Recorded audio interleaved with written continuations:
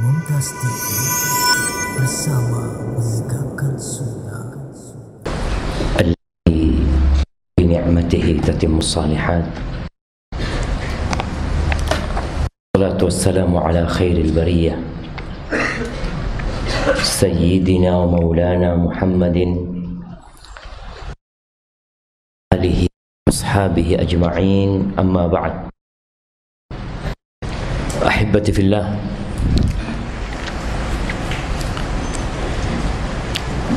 Nabi Ibrahim alaihissalam, beliau berdoa, dan para nabi pun semuanya berdoa kepada Allah Azza wa Jalla. Ayat-ayat yang tadi dibacakan oleh imam minta agar anak-anaknya jadi anak yang soleh. Beliau berdoa mengatakan, Rabbi ja'alni muqimas salah wa min dzurriyyati Rabbana wa taqabbal du'a.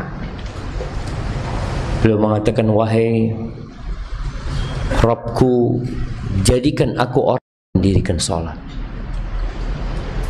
dan dari anak keturunanku. Para nabi itu khawatir dengan masa depan anaknya. Beliau memintakan rizki buat mereka. Ketika meninggalkan Nabi Ismail di Mekah, Nabi Ibrahim meminta agar Allah memberikan rizki kepada mereka.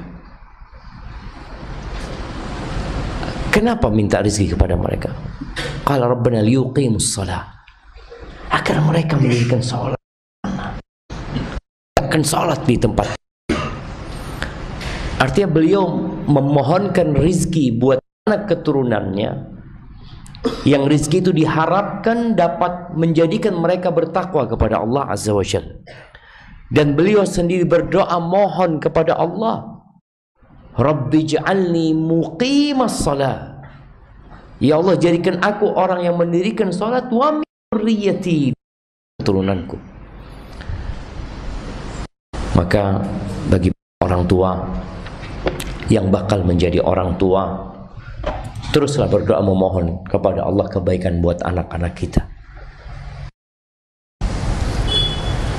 Hari-hari ke depan makin menakutkan. Barakallahu fiik.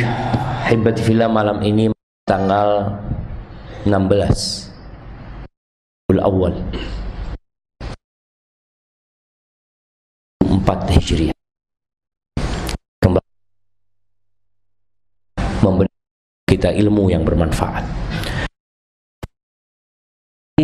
Tolong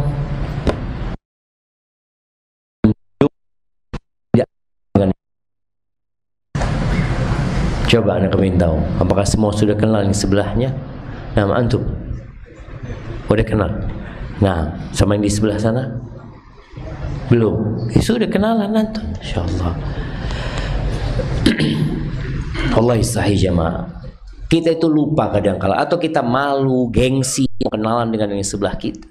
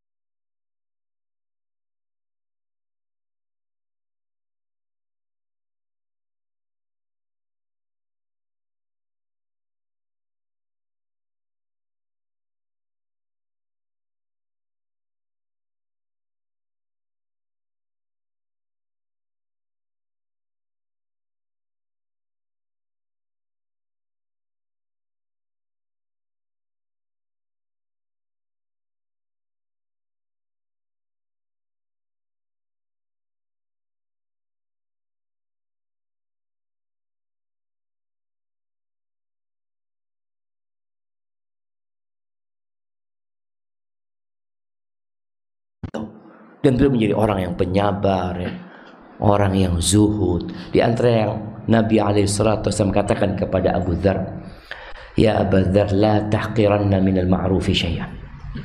walau an talqa akhaka biwajhin taliqin atau taliqin.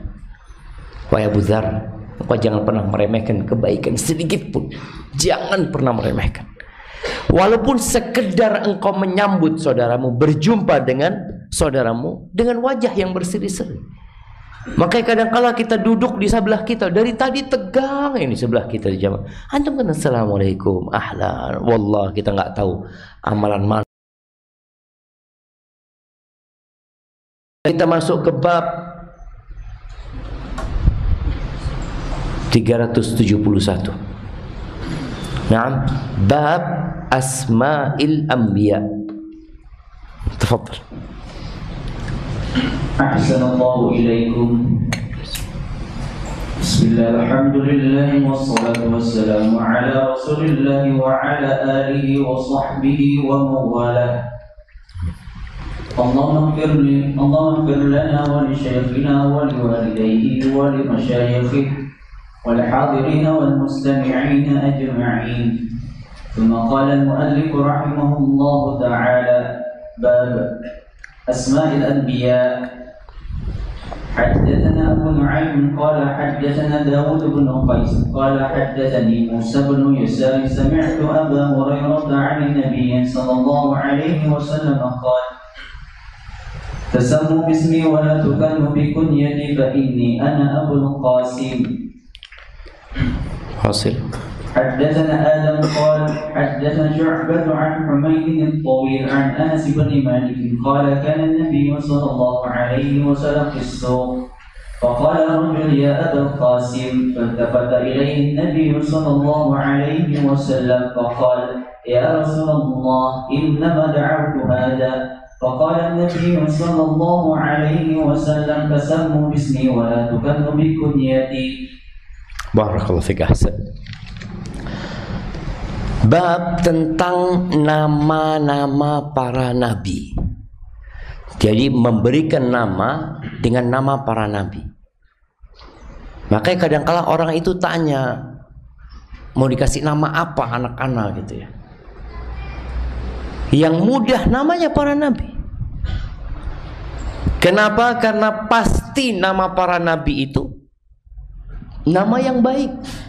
Kalau enggak bakal dirubah sama Allah Azza wa Jalla nama mereka. Di sini Imam Bukhari berkata telah mengajarkan kepada kami Abu Nuaim. Dia berkata telah mengajarkan kepada kami Dawud bin Qais. Dia berkata telah mengajarkan kepada kami Musa bin Yasar. Babnya bab nama para nabi. Perawi hadis yang Imam Bukhari meriwayatkan darinya, yang pertama Abu Nuaim, yang kedua Dawud. Dawud ini namanya Nabi, Dawud bin Qais. Dawud bin Qais dapat hadis dari siapa? Musa. Gurunya namanya Musa bin Yasar. Meriwayatkan dari Abu Hurairah radhiyallahu taala anhu dari Nabi alaihi salatu wassalam. Beliau mengatakan tasammau bismi. Kalian berikan nama dengan nama aku nggak apa-apa. Ini perintah Nabi SAW. Tapi ada larangannya. Wala takannau bikunyati. Jangan memberikan kunyah dengan kunyahku. Fa inni ana Abul Qasim. Sesungguhnya aku ini adalah Abul Qasim. Jadi kunyahnya Nabi SAW apa? Abul Qasim. Mau pakai nama Nabi Muhammad alaihissalam silahkan. Jadi kalau kita lihat para sahabat ada yang memberikan nama Muhammad kepada anaknya. Abu Bakar Siddiq punya anak namanya Muhammad bin Abu Bakar radhiyallahu ta'ala anhu. Jadi kalau bicara memberikan nama dengan nama Muhammad alaihi salatu wassalam itu diperbolehkan. Dan ana rasa di negeri kita banyak yang pakai nama Muhammad alaihi salatu wassalam. Tapi kebanyakan nama ini hanya nama apa jemaah? Nama tempelannya. Nama tempelan itu nama istabarukan dia dengan nama itu. Makanya banyak kita dapatin mereka menyingkat nama ini. Moh, M. Kita lihat nama mereka. Nggak benar-benar memberikan nama Muhammad alaihi salatu wassalam. Jadi seakan-akan nama anaknya ini adalah nama yang kedua. M apa? Ada yang pakai nama M kamus kita? Siapa? Mahasiswa. Anak suka panggil M. Ada? Iya, cuma ditulis M cuma. Atau Muh. Ada Muh di sini? Ada nggak? Ada di kelas pakai Muh atau MOCH. Muh. Jadi ahibati fillah, seharusnya pakai nama itu. Siapa nama anak kita? Ya itu namanya Muhammad alaihi salatu wassalam. Jadi usahakan kita benar-benar memberikan nama anak kita namanya Nabi. Namanya Nabi kita Muhammad alaihi salatu wassalam. Kalau namanya anaknya Muhammad Zainal Abidin umpamanya, akhirnya nama Muhammad nggak dipanggil, dia dipanggilnya Zain. Atau banyaklah nama-nama yang pakai nama Muhammad tapi sebenarnya nama keduanya yang menjadi nama panggilan anak tersebut. Kunyah nggak boleh pakai kunyah Abul Qasim. Para ulama membicarakan tentang hal ini. Apakah larangan memberikan kunyah dengan kunyahnya Nabi Muhammad alaihi salatu wassalam itu ketika Nabi masih hidup saja alaihi salatu wassalam, sehingga setelah Nabi meninggal dunia boleh? Ada dua pendapat para ulama.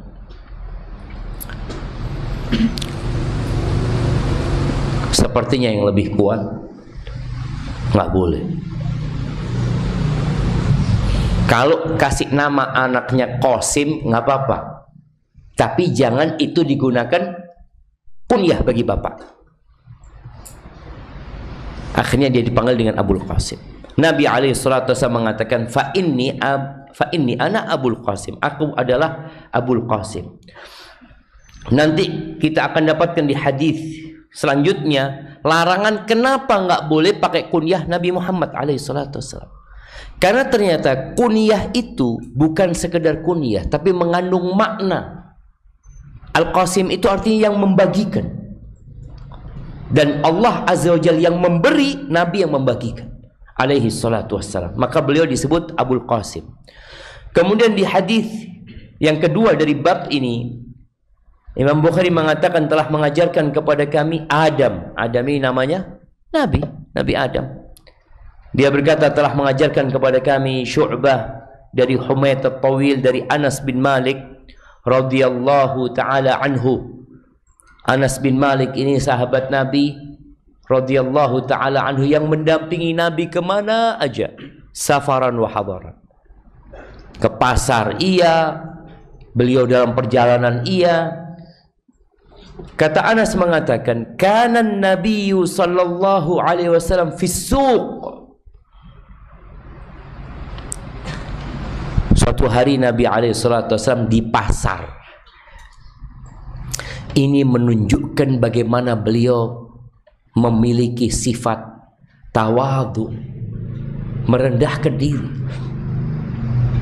Beliau adalah imamnya kaum muslimin, panglima perang, imamnya umat Islam ketika sholat, tapi beliau masih mau ke pasar jemaah.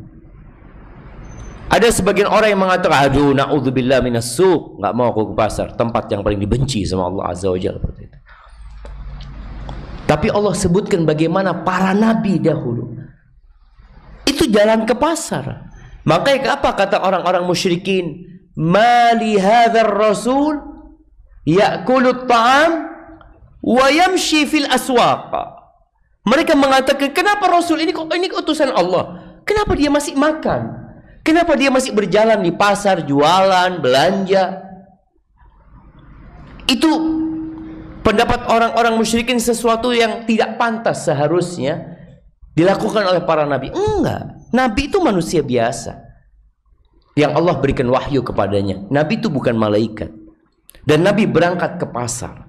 Dan kita tahu Nabi SAW ketika berangkat ke pasar, subhanallah, di pasar beliau tetap memberikan dakwah, mengajak kepada kebaikan.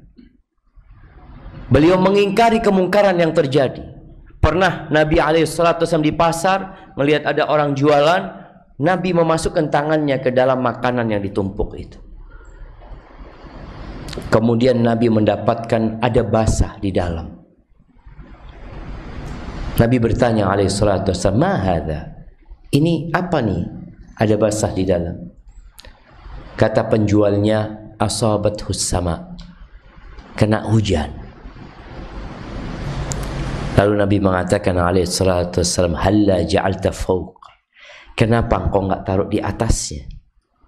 Hatta yarahun nas, agar orang tahu kalau ini kena air hujan. Man ghasya falaysa minna. Yang menipu bukan dari golongan kami, kata Nabi SAW. Artinya kedatangan Nabi ke pasar itu bukan sekedar belanja beliau, tapi beliau juga beramar ma'ruf nahi mungkar. Pernah beliau dari awali Madinah sedang pulang menuju ke dalam kota Madinah lewat pasar lagi. Jadi kalau bicara pasar itu jemaah, pasar dulu ya, itu kadang-kala kumpul sama pasar hewan ternak ya. Orang bawa kambing, bawa apa ke pasar. Sekarang ini di desa masih ada. Ada pasar Sabtuan, ada pasar Selasa, Rebo, yang mana orang-orang pada berjualan di sana. Ketika Nabi melewatin pasar, Nabi ngelihat ada bangkai anak kambing yang cacat di pasar. Orang sedang teriak-teriak menjual barang dagangannya. Melihat ada bangkai anak kambing ini di pasar, di tempat yang paling dibenci sama Allah Azza wa Jalla, maka Nabi mengambil kupingnya anak kambing ini, seakan-akan beliau sedang berjualan. Lalu beliau mengatakan, "Man yuridu hadza bidirhamin?" Siapa yang mau 1 dirham? 1 dirham, siapa yang mau? Sahabat, orang-orang di pasar melihat Nabi menawarkan sesuatu. Akhirnya mereka semua kepingin tahu apa yang ditawarkan sama Nabi SAW. Ternyata Nabi menawarkan bangkai anak kambing. Siapa yang mau 1 dirham? Apa kata para sahabat? Madza naf'alu bihi ya Rasulullah? Mau dibuat apa nih ya Rasulullah? Kata mereka. Kalian nggak kepingin, bener nggak kepingin ini jadi milik kalian? Kata para sahabat, ya Rasulullah, lau kana hayyan kana asak. Kalau dia itu hidup, dia itu cacat.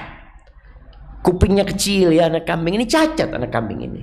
Gimana dia sudah bangkai? Oh, ini orang bagaimana berbicara tentang urusan dunia. Mereka tahu, nggak mau mereka gitu loh, dengan barang kayak gitu.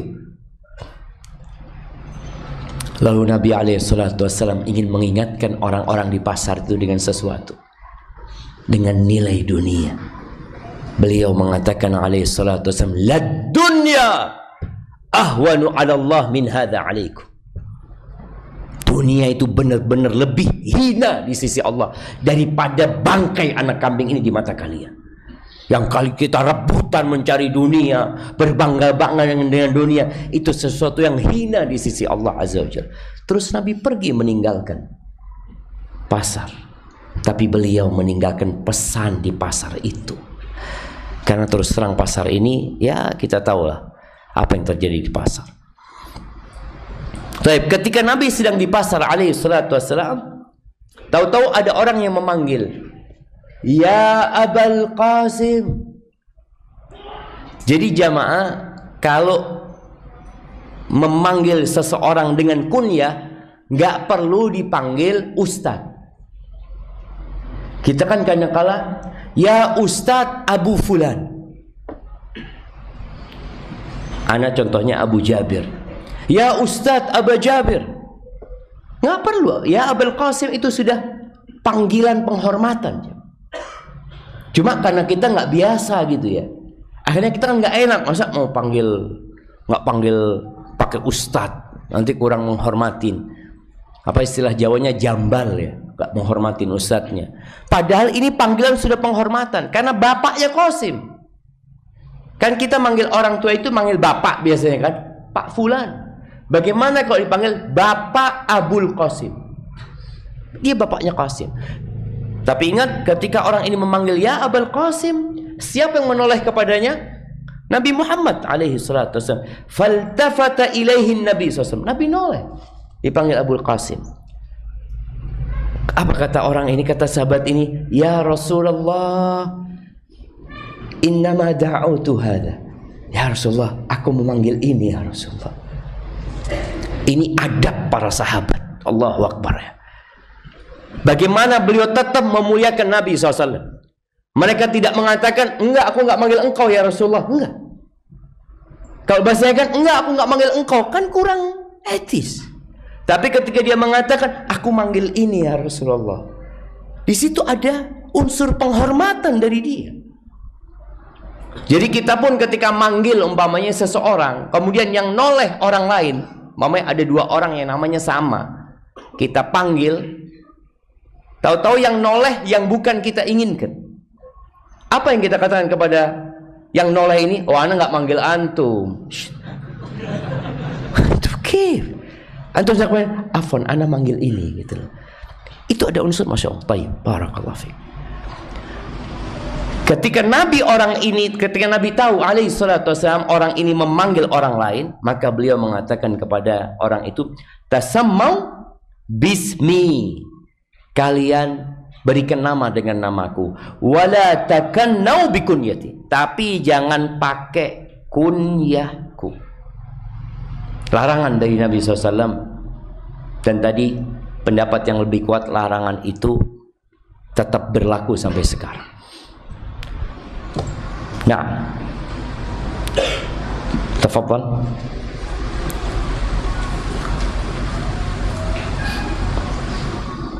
أحسن الله إليكم.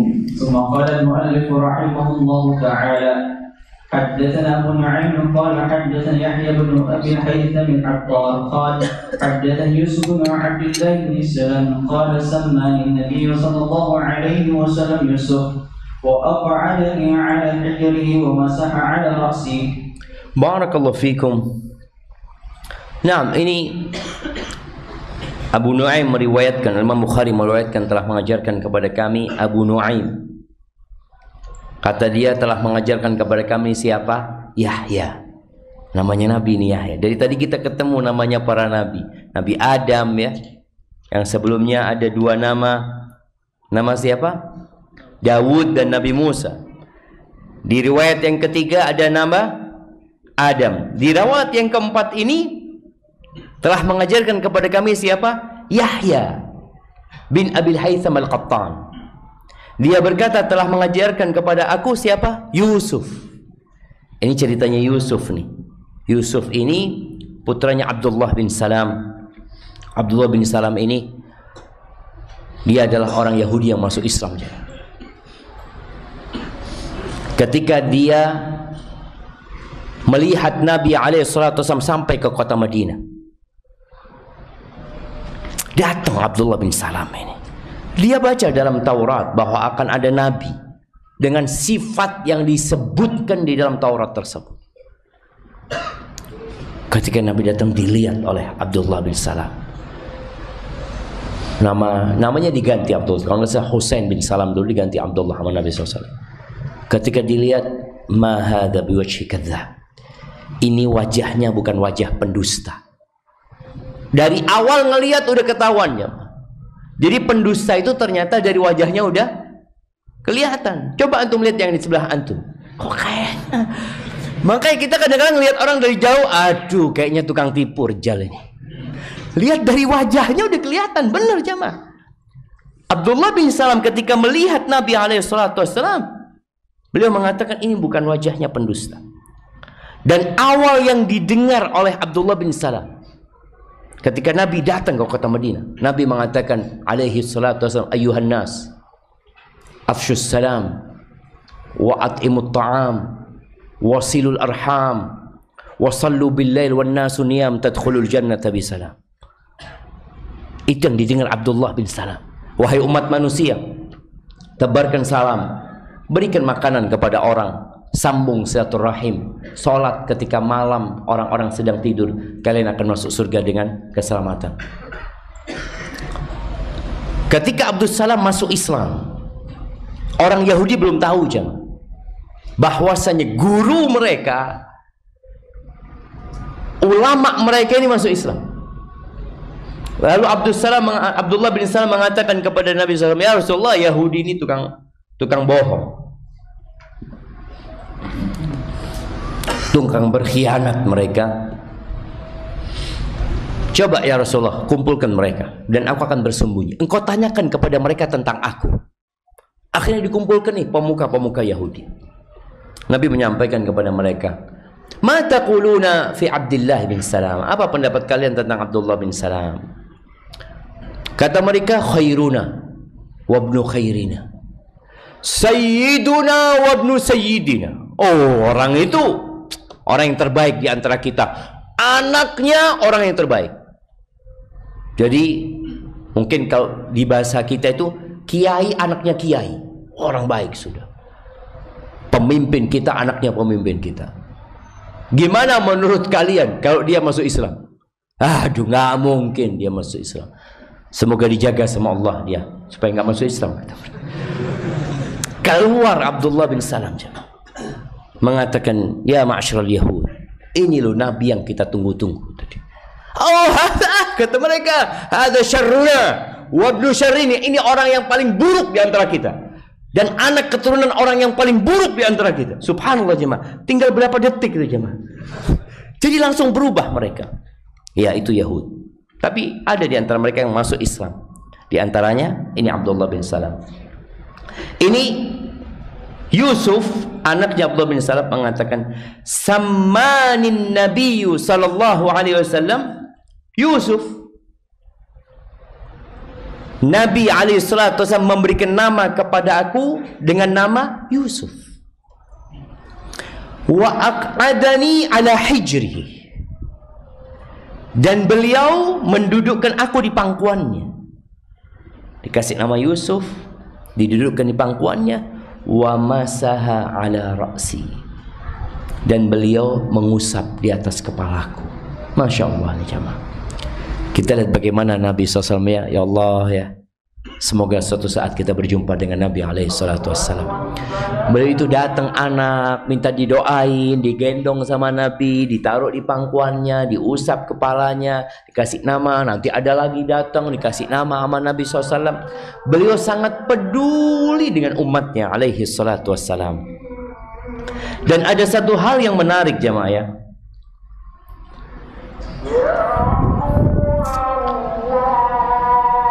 Ana melihat orang-orang yang namanya Yusuf itu, ini yang ana pandang ya, mungkin ana salah pandang, mungkin antum nanti bisa sharing sama ana. Yang namanya Yusuf itu di keluarga mesti yang paling tampan. Itu ana lihat. Ana punya kawan-kawan di pondok, satu namanya Yusuf, di antara semuanya dia yang paling tampan. Ketemu lagi Yusuf, subhanallah, ana punya paman, abah ana bersaudara itu 9. Ada satu yang namanya Yusuf. Itu di antara semuanya dia yang paling tampan. Sampai ana berpikir, apa seperti itu memang ya? Ya mungkin ana juga salah ya, hanya pandangan, antum bisa sharing nanti. Barakallahu fiik. Baik, kita lanjutkan.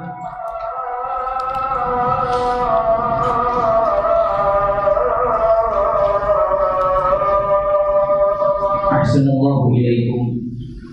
ثم قال المؤلف رحمه الله تعالى حدثنا أبو الوليد قال حدثنا شعبة عن سليمان ومنصور وفلان سمع سالم بن أبي عن جابر بن عبد الله قال ولد لرجل منا من الأنصار غلام وأراد أن يسميه محمدا. قال شعبة في حديث منصور إن الأنصاري قال حملته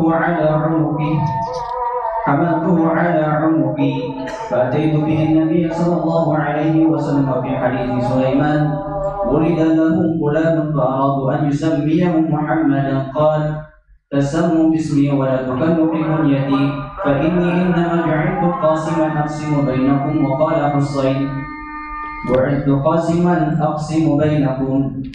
Barakallahu fiik. Naam. Di sini Imam Bukhari mengatakan telah mengajarkan kepada kami Abdul Walid. Dia berkata telah mengajarkan kepada kami Syu'bah. Dia meriwayatkan dari Sulaiman. Ketemu lagi namanya para nabi.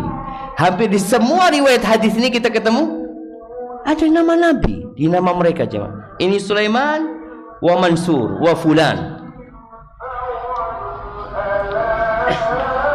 Sami'u Salim ibn Abil Ja'ad.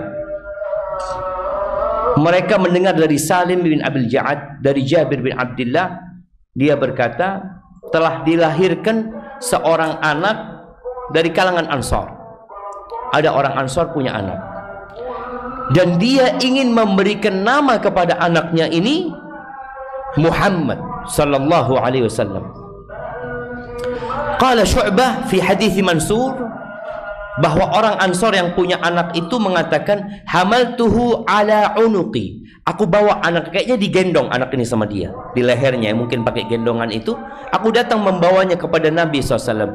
Wa fi hadithi Sulaiman wulida lahu ghulam fa arada an yusammiyahu Muhammadan. Ini bagaimana Imam Bukhari ya menyebutkan di riwayat fulan, di riwayat fulan ada perbedaan lafal dalam periwayatan hadis ini.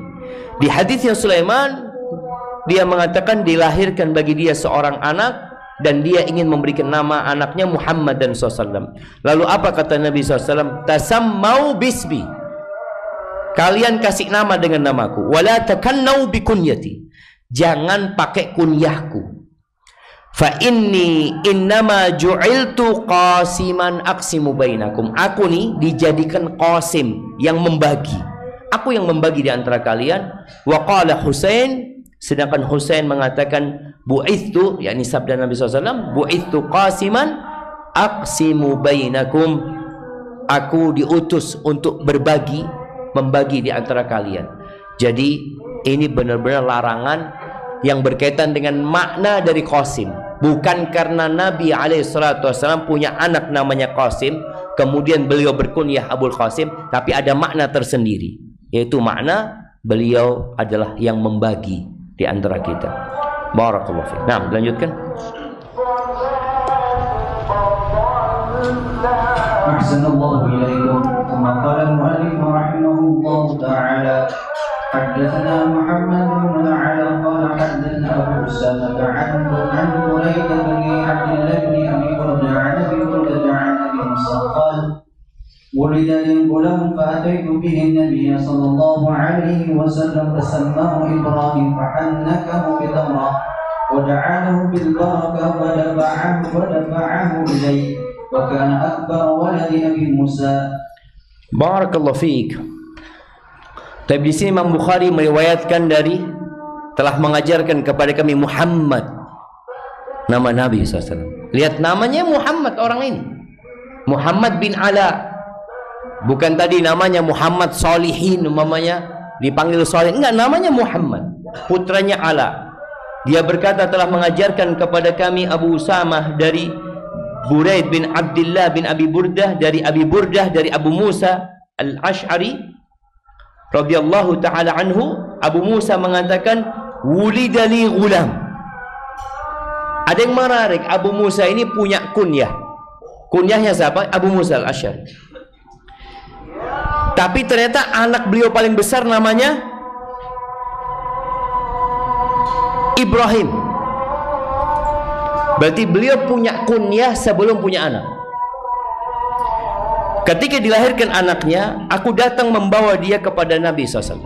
Dibawa nih anaknya kepada Nabi SAW. Subhanallah ya. Siapa yang gak ingin berjumpa dengan Nabi SAW? Yang gak ingin cari berkahnya Rasul SAW. Dibawa, maka Nabi SAW mengambil itu anak, digendong tuh anak. Lalu Nabi SAW memberikan nama kepadanya Ibrahim. Fahannakahu bitamrah. Kemudian Nabi SAW mentahnik dengan satu butir kurma. Tahnik itu makan kurma itu jamaah, dimakan sampai lembut. Kemudian setelah itu diambil, diletakkan di langit-langit mulut anak itu. Nabi lakukan itu, dan ini termasuk sunnah ya. Lalu beliau mendoakan supaya anak itu dapat berkah. Wa dafa'ahu ilayya. Kemudian anak itu dibalikin kepada aku. Setelah ditahnik, dibalikin kepada aku. Wa kana akbar waladi Abi Musa. Perawi hadis menyebutkan dia adalah anak terbesar Abu Musa. Jadi Abu Musa berkunyah Abu Musa sepertinya belum punya anak. Hadza wallahu a'lam bissawab. Na'am, nasma'ul adzan.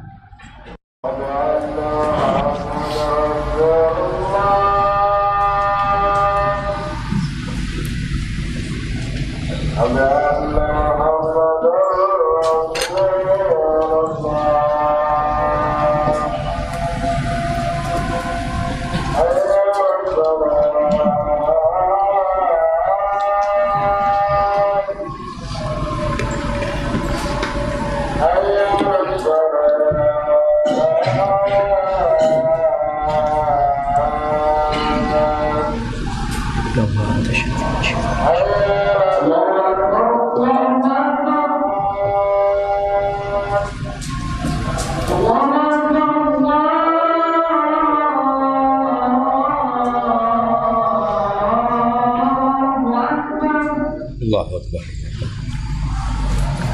Asyhadu an la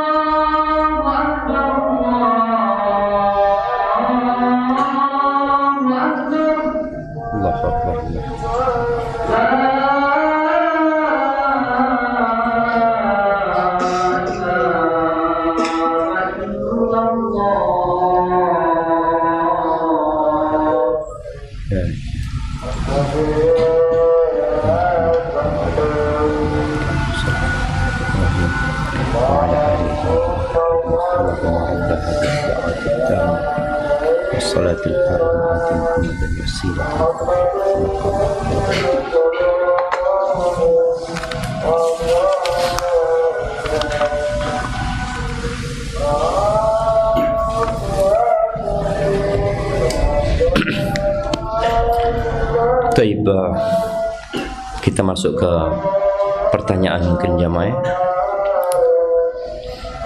Bismillah, izin bertanya Ustaz, apakah ada zikir bacaan, zikir seperti zikir sesudah sholat 5 waktu setelah kita sholat Jumat? Jazakallahu khairan. Nah, hukum asalnya sholat Jumat itu pengganti sholat duhur, sehingga zikirnya seperti zikir sholat duhur. Tapi ada beberapa riwayat dalam hadis dhaif jamaah, zikir sholat Jumat itu khusus, seperti yang disebutkan oleh Al-Imam Al-Ghazali dalam kitabnya Ihya Ulumuddin, di mana dia membaca Al-Fatihah sebanyak 7 kali ya.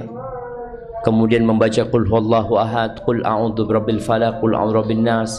Makanya kadang-kala kita mendapati di beberapa masjid mereka membaca itu, tapi hadisnya dhaif. Sehingga tetap kembali kepada hukum yang biasa dibaca Nabi SAW setelah salat fardu. Hada wallahu a'lam bissawab. Nah,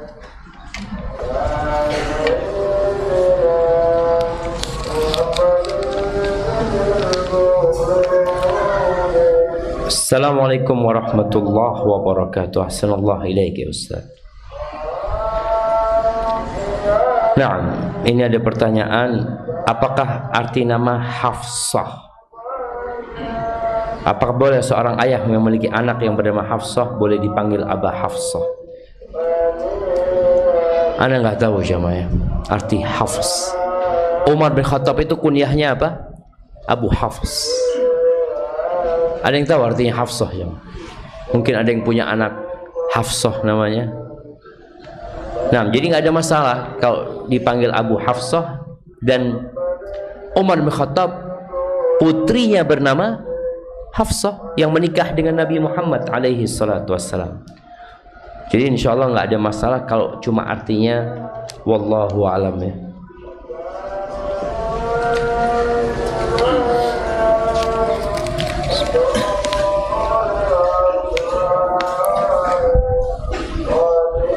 Assalamualaikum warahmatullahi wabarakatuh. Ketika kita berbuat maksiat atau berbuat dosa, lalu setelah itu kita mengakui kesalahan atau bertobat kepada Allah, akan tetapi maksiat itu terulang lagi, dan begitu selanjutnya secara terus menerus. Apakah saya termasuk orang yang munafik dalam bertobat, Ustaz? Atau itu sesuatu yang wajar? Karena manusia itu tempat lupa dan salah. Mohon doanya Ustaz agar kita bisa terlepas dari belenggu dosa. Iya jemaah, kalau bicara dosa, kullu bani Adam khata. Semua anak Adam itu lakukan kesalahan. Tapi sebaik-baiknya orang yang melakukan kesalahan adalah at-tawwabun, wa khairul khata'in at-tawwabun. Dan Allah itu senang dengan orang yang bertobat, benci dengan orang yang berbuat dosa. Tapi tatkala orang ini kembali kepada Allah, Allah senang. Sampai Nabi SAW mengatakan, laulam tudhnibu la dhahaballahu bikum wa la jaa biqaumin akharin yudhnibun fayastaghfiruna Allah fayaghfir lahum. Apabila kalian tidak melakukan dosa, jikalau kalian tidak melakukan dosa, niscaya Allah akan menghabisi kalian semuanya. Allah akan datangkan generasi yang lain, yang generasi itu akan melakukan dosa. Lalu mereka beristighfar, mereka memohon ampun kepada Allah Azza wa Jal, dan Allah mengampuni mereka. Di antara hikmah manusia melakukan dosa, dia jadi nggak ujub sama dirinya, nggak sombong sama kebaikan-kebaikan yang dia lakukan. Kita aja sering berbuat dosa, kadang-kala masih ujub dengan kebaikan kita. Bagaimana kalau nggak pernah melakukan dosa? Maka Allah ciptakan makhluk yang berbuat dosa, karena Allah ingin makhluk itu bertobat dan kembali kepada Allah Azza wa Jalla. Terus bagaimana Ustaz tatkala kita berbuat dosa kemudian bertobat berbuat dosa lagi? Teruslah antum bertobat dan berhenti berbuat dosa. Jadi tobatnya yang terus dilakukan, bukan dosanya yang terus dilakukan. Allah Maha Pengampun jemaah. Hanya saja kita itu perlu punya rasa takut sama Allah. Jangan melihat kepada kecilnya dosa yang diperbuat, tapi lihatlah kepada siapa kita berbuat dosa. Kemudian ketahuilah dosa itu melahirkan dosa, dan dosa itu membuat naas hidup kita. Innal abda la yuhramur rizq bidzambin yusibu. Sesungguhnya hamba dihalangi dari rizki gara-gara dosa yang dia lakukan. Innallaha la yughayyiru ma biqaumin hatta yughayyiru ma bi anfusihim. Allah nggak akan merubah nikmat yang Allah berikan kepada suatu kaum sampai mereka merubah dengan cara merubah ketaatan menjadi kemaksiatan. Dan kelezatan berbuat dosa sebenarnya hanya kelezatan yang sementara, kelezatan yang membuat antum setelah itu menyesal. Hanya untuk itu aku melakukan dosa. Sedangkan kelezatan ketaatan kepada Allah Azza wa Jalla, Allahu Akbar. Antum kalau sudah merasakan halawatul iman, manisnya beriman, manisnya melakukan ketaatan, lupa dengan semua yang ada di sini. Maka kalau bicara doa, antum minta sama Allah untuk dikasih khasyah. Seperti doa yang pernah Anda sampaikan, Nabi itu kadang-kala kalau bermajlis dengan para sahabatnya, beliau enggak meninggalkan mereka kecuali setelah mendoakan mereka dengan doanya, Allahumma qsim lana min khasyatika ma tahulu bihi bainana wa baina ma'asik, wa min ta'atika ma tuballighuna bihi jannatak, wa minal yaqin ma tuhawwinu bihi alaina masa'ibad dunya, sampai akhir doa yang isinya, ya Allah bagikan kepada kami rasa takut kepadamu, rasa takut yang membuat orang itu berbuat dosa. Ketika rasa takut itu hilang, makanya kata Nabi SAW, la yazni zani hina yazni wa huwa mu'min. Tidaklah seorang berzina ketika dia melakukan perzinaannya dalam kondisi beriman. Enggak. Rasa takut itu hilang. Makanya ketika antum dikasih rasa takut, wallah nggak ada orang antum takut. Makanya kita minta, Nabi aja minta rasa takut sama Allah Azza wa Jalla, yang dengannya engkau halangi aku dari berbuat dosa. Dan kemudian jamaah, tatkala kita melakukan dosa yang kita sudah bertobat darinya, maka antum pelajari, kenapa anda ngulangin itu dosa? Kenapa? Setan itu kuliah di mana? Jamaah, kuliah di mana setan? Setan itu iblis ya, nggak mati-mati. Dia berhasil menyesatkan atau menggoda Nabi Adam. Dia berhasil menyesatkan kaumnya Nabi Nuh. Dia berhasil membuat kaumnya Nabi Soleh menyembelih onta. Dia berhasil membuat kaumnya Nabi Hud durhaka kepada Nabi Hud. Dia berhasil membuat bapaknya Nabi Ibrahim dan kaumnya membakar Nabi Ibrahim. Dia berhasil bagaimana menggodain kaumnya Nabi Lut untuk melakukan perbuatan yang tidak pernah dilakukan oleh satupun manusia sebelumnya. Seperti itu kita lihat bagaimana keberhasilan, kesuksesan iblis. Kemudian dia godain antum. Kira-kira antum tergoda nggak jamaah? Tergoda kadang-kala kita coba. Maka antum lihat, kenapa anak ngulangin dosa? Oh, biasanya setan itu kalau nggak bisa menyesatkan antum dengan kesesatan yang besar, dia akan lewat jalan namanya al-mubahat. Bagaimana antum memperbanyak hal-hal yang mubah? Oh kan boleh, nggak apa-apa gitu. Nonton sesuatu mungkin enggak, ini nggak apa-apa. Tapi mubah, anggap itu mubah. Tapi kebanyakan melakukan yang mubah biasanya akan mengantarkan kepada yang makruh. Enggak, ini makruh dikit ini Ustaz. Nah, ya nggak apa-apa, makruh, belum haram gitu kan. Itu setan seperti itu. Lama kelamaan haram lagi, berbuat dosa lagi akhirnya.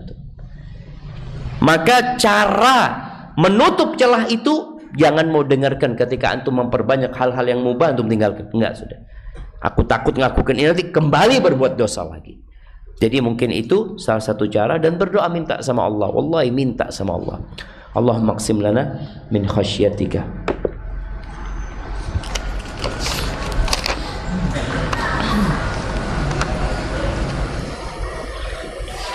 Masya Allah. Semoga Allah merahmati Ustaz Syafiq, Imam Bukhari, jamaah dan kaum muslimin sekalian. Istri anak sedang hamil 9 bulan anak pertama.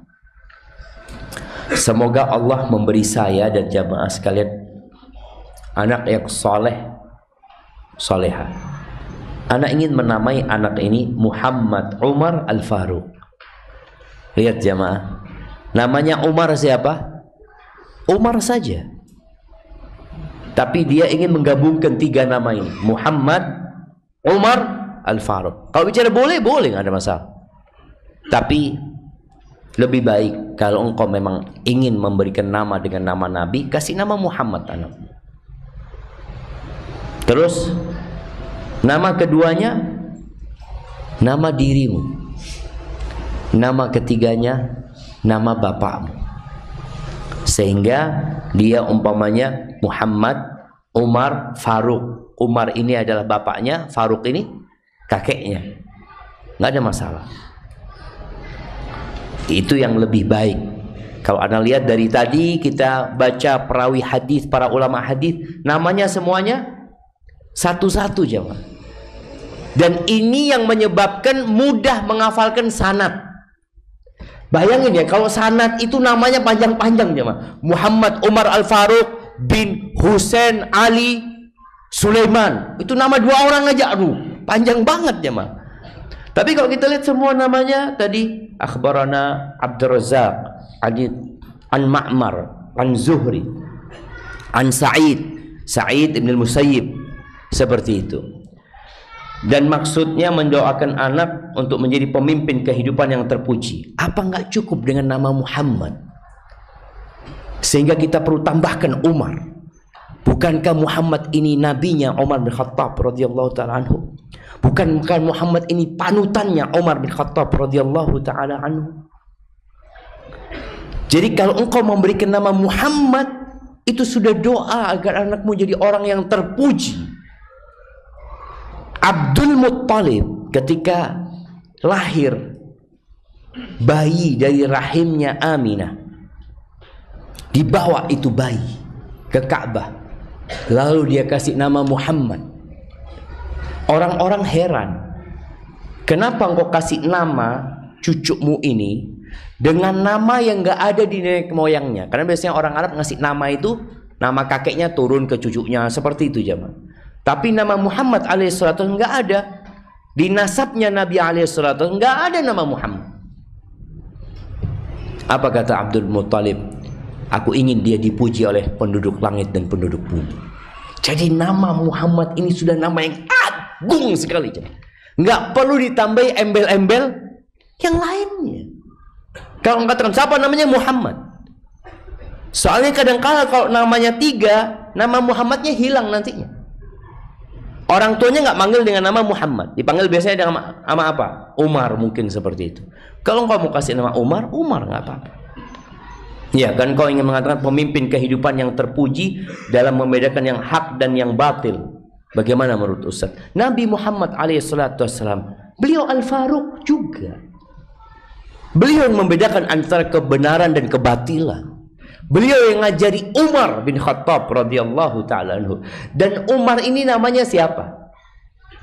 Ya Umar saja. Namanya Umar. Al-Faruq itu gelar yang disematkan kepada beliau. Tapi sekali lagi, ya nggak apa-apa kalau engkau mau kasih nama Muhammad Umar Al-Faruq. Cuma ana rasa ketika engkau berikan nama kepada anakmu dengan nama satu kata, yang kedua adalah namamu, yang ketiga nama kakekmu, itu insya Allah akan memudahkan anak berbakti sama orang tuanya. Karena kemanapun anak pergi, selalu dia bawa nama orang tuanya. Anak kadang-kala marah ke panitia kajian kalau mereka bikin flyer, nama anak cuma Syafiq bahasa lama. Anak ngomong tulis Syafiq Riza. Anak ini anaknya Riza. Anak nggak akan ada kalau nggak ada Riza. Maka tulis nama itu. Itu sebagai bentuk kita berbakti sama orang tua kita. Kemanapun kita pergi, nama bapak kita bawa jemaah. Barakallahu fikum.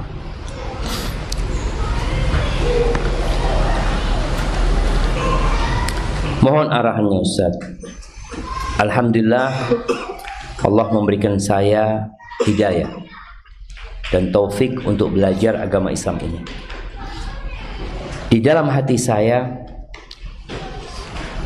merasakan kebahagiaan yang begitu mendalam dan tertanam cita-cita yang tinggi pula yang berkaitan dengan diri sendiri dan terutama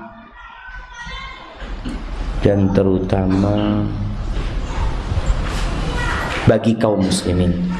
Namun Ustaz, terkadang saya minder dan pesimis dengan dengan cita-cita yang saya inginkan tersebut, dan merasa diri ini tidak pintar dan merasa cita-cita itu terlalu tinggi.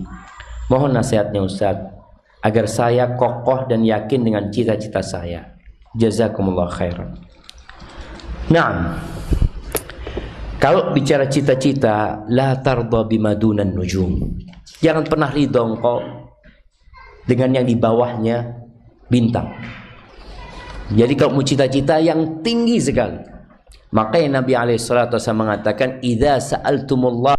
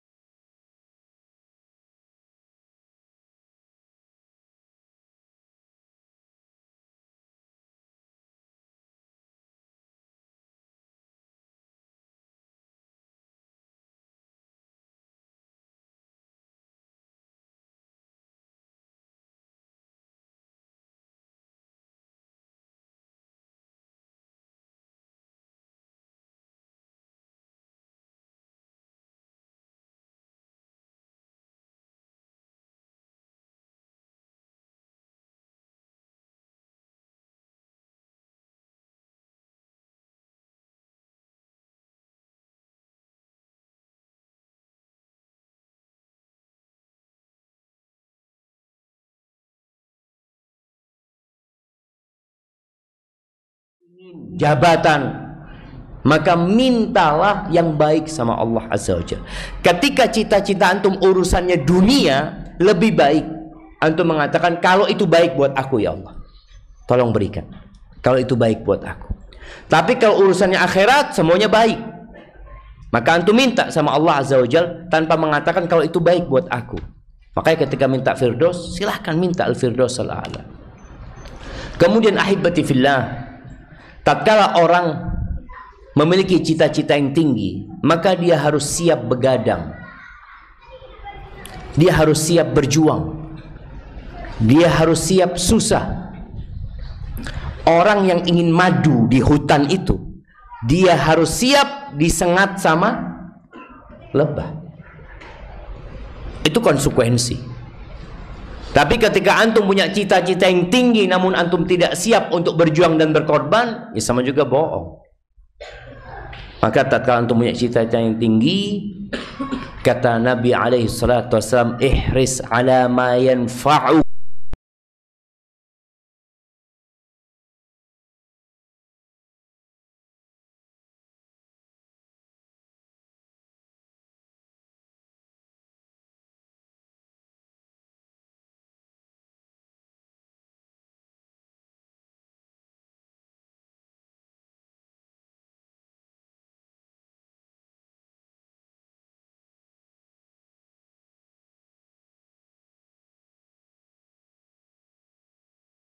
Nggak ada yang sulit bagi Allah. Bagaimana Nabi Yusuf alaihissalam yang berada di penjara sana bisa duduk di tempat yang mulia, alaihi salatu wassalam, yang dibuang sama keluarganya. Mungkinkah mereka berpikir Nabi Yusuf alaihissalatu wassalam akan berada di posisi itu? Enggak ada, jemaah. Makanya keluarganya ketika mereka datang ke Mesir nggak pernah ngira ini yang ngomong sama mereka adalah Yusuf, adik kecil mereka. Ngobrol, mereka bermohon ini itu. Terakhir ketika mereka sudah putus asa, Nabi Yusuf mengingatkan mereka, kalian ingat nggak? Ma fa'altum bi Yusuf wa akhi. Kalian ingat yang kalian lakukan dengan Yusuf dan saudaranya? Apa kata mereka? Apa? Anta Yusuf? Qala na'am, ana Yusuf wa hadha akhi. Iya, aku Yusuf dan ini saudara. Kata mereka, qad mannallahu 'alaika wa atharaka 'alaina. Baru sadar Allah telah memberikan nikmat kepadamu, lebih mengutamakan kamu dari kami, kata dia. Di sini tatkala seorang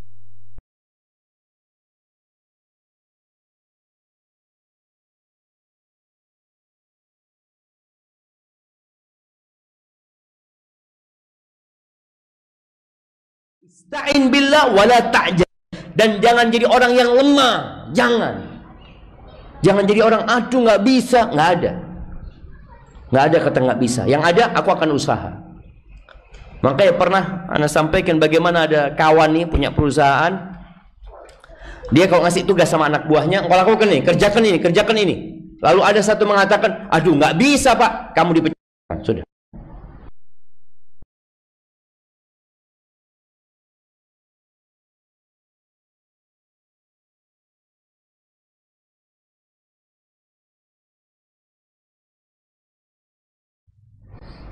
Jangan mengatakan tidak bisa. Jangan. Katakan aku akan berusaha. Dan biasanya orang kalau punya cita-cita tinggi, kalau nggak tercapai, turunlah sedikit jemaah. Seperti mahasiswa, kalau dia, aduh yang penting anak lulus lah. Biasanya nggak lulus dia jemaah. Karena dia memang cuma mau nilai lulus. Lulus itu apa nilainya? C. Sudah. 56 lulus, gak apa-apa, 56, 57. Akhirnya ternyata 50. Astagfirullahaladzim. Coba antum enggak, ana mau mumtaz. Sahibnya mengatakan, aduh gak mungkin mumtaz antum. Gak ada urusan, ana mau minta tolong sama Allah SWT. Kalaupun turun dari mumtaz, turunnya kemana? Jayyid jiddan. Kalau nggak A plus, ya A aja. Kalau antum memang targetnya A, biasanya turun ke B. Jadi kalau bercita-cita yang tinggi dan terus berdoa memohon kepada Allah Azza wa Jalla, ingat tidak ada yang mustahil buat Allah Azza wa Jalla. Lautan Allah belah buat Nabi Musa alaihi salatu wassalam. Api itu jadi dingin buat Nabi Ibrahim alaihi salatu wassalam. Kenapa? Karena Allah ala kulli syai'in qadir. Allah Maha Kuasa atas segala sesuatu. Assalamualaikum Ustaz, saya hendak bertanya. Ayah saya adalah seorang yang suka KDRT.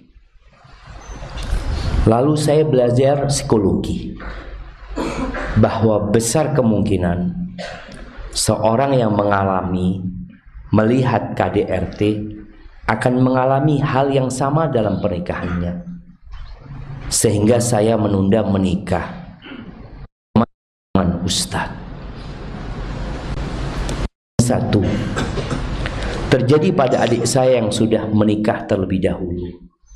Jadi karena kami mengalami kejadian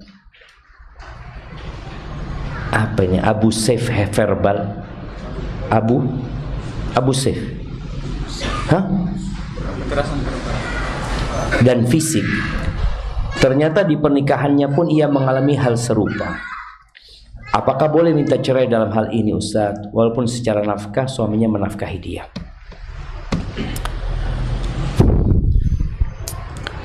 Ahibati fillah, banyak orang menikah dan dia tidak pernah kuliah pernikahan. Banyak orang menikah, dia juga tidak tahu kenapa dia menikah. Sehingga yang ada urusan dunia. Ketika seorang tahu kenapa dia menikah, maka insya Allah ini akan mengantarkan dia untuk menjadi pribadi yang lebih baik. Tapi berapa banyak orang menikah karena berzina, karena untuk menutupi aib, daripada jadi omongan masyarakat. Tapi tatkala dia menikah karena ingin beribadah kepada Allah Azza wa Jal, dia akan menjadi orang yang sangat selektif dalam memilih pasangan hidupnya.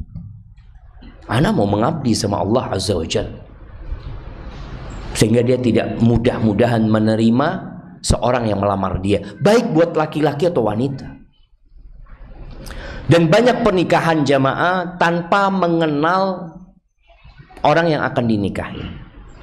Kalaupun mengenal lewat CV. Orang dulu itu banyak menikah satu kampung, sehingga udah tahu sama anak itu. Tapi sekarang menikah dengan orang jauh, atau tadi menikah karena udah pacaran sama dia. Baik, kembali kepada pertanyaan ini. Dalam sebuah hadis qudsi dikatakan, Ana inda dhanni 'abdi bi.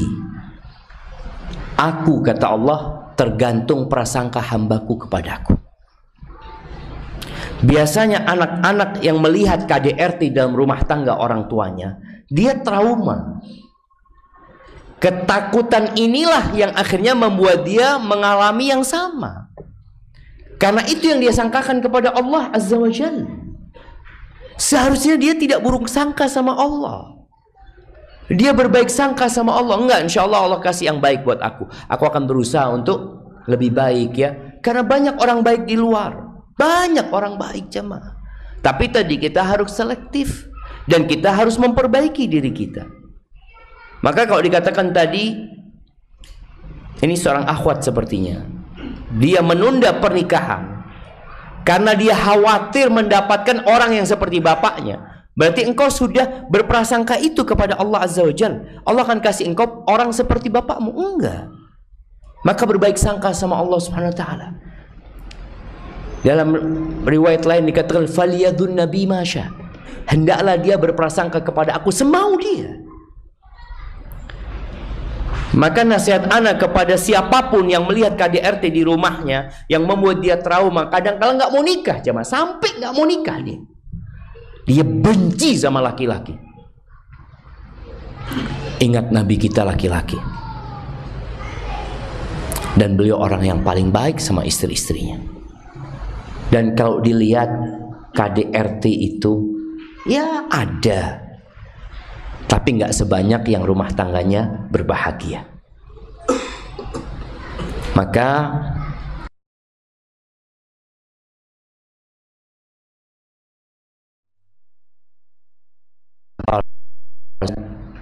idza ja'akum man tardawna dinahu wa khuluquhu fa'ankihu. Apabila datang kepada kalian seorang laki-laki yang kalian ridhai agama dan akhlaknya.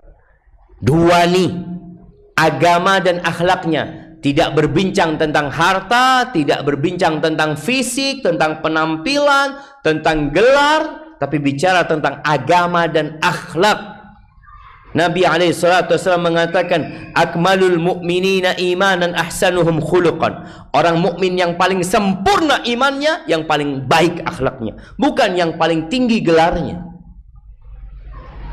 Kalau orang yang seperti ini tidak dipilih menjadi menantu, tidak dipilih menjadi pasangan hidup, apa yang akan terjadi? KDRT. Kata Nabi SAW, takun fitnatun fil ardi wa fasadun arid. Akan terjadi kerusakan di muka bumi ini dan kekacauan yang besar sekali. Apa penyebabnya? Karena memang salah pilih pasangan hidup, salah pilih menantu. Nabi udah kasih tahu 1444 tahun yang lalu jemaah. Kalau ternyata orang yang agamanya baik dan akhlaknya mulia tidak dipilih, ya udah, engkau akan merasakan tadi KDRT. Mungkinkah jamaah orang yang takut sama Allah KDRT? Sama semut dia takut membunuhnya. Tatkala ada seorang datang kepada Hasan al-Basri, dia bermusyawarah, aku ini mau menikahkan putriku dengan siapa gitu. Maka kata Hasan al-Basri, la tuzawwij ibnataka illa min taqi. Jangan engkau nikahkan putrimu kecuali dengan orang yang bertakwa. Kaya bertakwa, tampan bertakwa. Tapi kalau cuma kaya, tampan, pejabat, intinya bertakwa harus ada pada orang itu.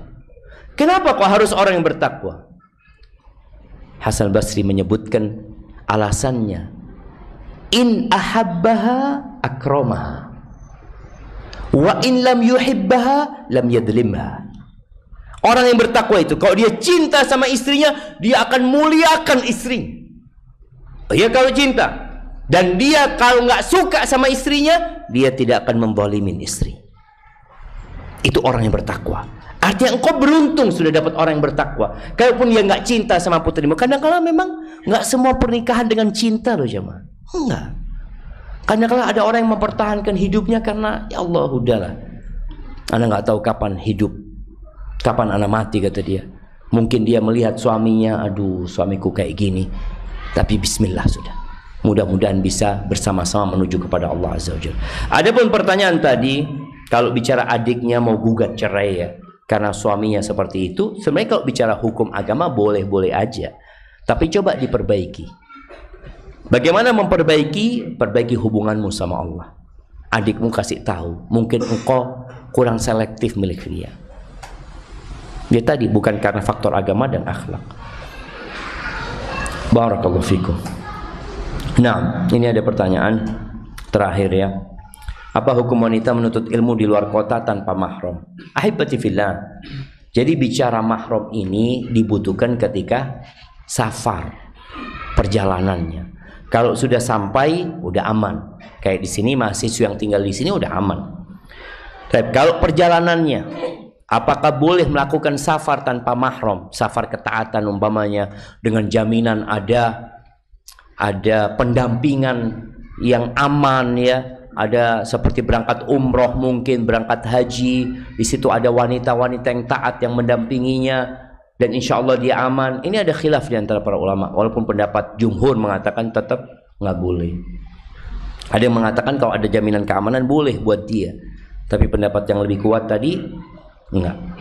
Ada satu biro umroh dan salah satu pendaftarnya adalah wanita single, tidak ada mahram yang menemani.